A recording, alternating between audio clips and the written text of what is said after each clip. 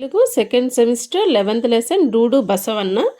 రచయిత పేరు రావూరి భరద్వాజ. ఈయన రాసిన తొలి కథ విమల, మిగిలింటివి అపరిచితులు, కథాసాగరము అనే 37 కథా సంపుటాలు, ఉడుతమ్మ ఉపదేశం, కీలుగుర్రం వంటి 43 పిల్లల కథలు, కరిమ్రింగిన వెలగపండు, జలప్రళయం వంటి 17 నవలలు.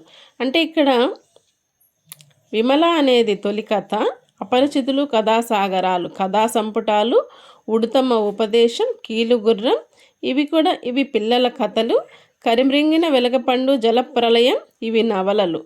పాకుడు రాళ్ళు అనే నవలకి జ్ఞానపీఠ పురస్కారం లభించింది. ఈ ప్రస్తుత పాఠ్యాంశము మనకి జీవన సమరం అనే వ్యథార్థ జీవుల యథార్థ గాథల పుస్తకం నుంచి తీసుకోబడింది. ప్రక్రియ జీవన చిత్రం, ఇతివృత్తం సంస్కృతి. ఇందులో చెప్పిన క్యారెక్టర్ బసవయ్యది. బసవయ్య కుటుంబంలో పెద్ద కొడుకు ఇతను బసవయ్య. భాషాంశాలు, అర్థాలు: మకాం అంటే నివాసం, ఆప్యాయంగా అంటే ప్రేమగా, అనుగుణంగా అంటే తగిన విధంగా, కనుమరుగవడం అంటే కంటికి కనపడకుండా పోవడం. ఇక్కడ ఉదకం అంటే నీరు జలం, నాన్న అంటే తండ్రి జనకుడు. పర్యాయ పదాలు: వృషభము ఎద్దు బసవన్నకు వస్తుంది, ఆవుకి గోవు ధేనువు పాదపం. సంతోషం, ఆనందం, సంతసం.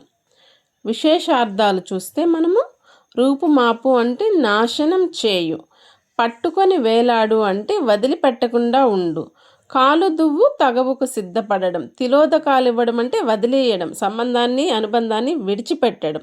వ్యాకరణాంశాలు చూస్తే ఇక్కడ మనకి గుణసంధి గురించి చెప్పారు. గుణసంధి ఏంటి? అకారానికి ఈ ఊరులు పరమగినప్పుడు వరుసగా ఏ ఓ అర్లు వస్తాయి అని చెప్పడం గుణసంధి. మహేష, మహా ప్లస్ ఈష, మహేష. మహోదది, మహా ప్లస్ ఉదది. రాజర్షి, రాజా ప్లస్ ఋషి. రాజేంద్ర, రాజా ప్లస్ ఇంద్ర. తిలోదకాలు, తిలా ప్లస్ ఉదకాలు. మహర్షి, మహా ప్లస్ ఋషి. ఇవన్నీ గుణసంధికి ఉదాహరణలు. పరోపకారం, పరా ప్లస్ ఉపకారం. రమేష, రమా ప్లస్ ఈష. జాతీయోద్యమం, జాతీయ ప్లస్ ఉద్యమం. దేవర్షి, దేవా ప్లస్ ఋషి. ఇవన్నీ గుణసంధి. సత్యాగ్రహం, సత్య ప్లస్ ఆగ్రహం. గిరీషుడు, గిరి ప్లస్ ఈశుడు. గురూపదేశం, గురు ప్లస్ ఉపదేశం. పితృణం, పితృ ప్లస్ రుణం. ఇవన్నీ సవర్ణ దీర్ఘసంధి. శైల ప్లస్ అగ్రం, శైలాగ్రం సవర్ణ దీర్ఘసంధి. ముని ప్లస్ ఇంద్రుడు, మునీంద్రుడు. మధు ప్లస్ ఊహ, మధుహ. ఇవన్నీ కూడా సవర్ణ దీర్ఘసంధి. ఇక్కడ ద్వంద్వ సమాసం, అందము చందము, కాళ్ళు చేతులు, అన్న తమ్ముడు. అట్లాగే రెండైన చేతులు, ఇవి ద్విగు సమాసాలు. 2 చేతులు, 3 మాసాలు, 5 పిల్లలు. అనుమతినిస్తే అనుమత్యర్థక వాక్యాలు, ఆశీర్వాదాలు ఇస్తే ఆశీర్వాదక వాక్యాలు.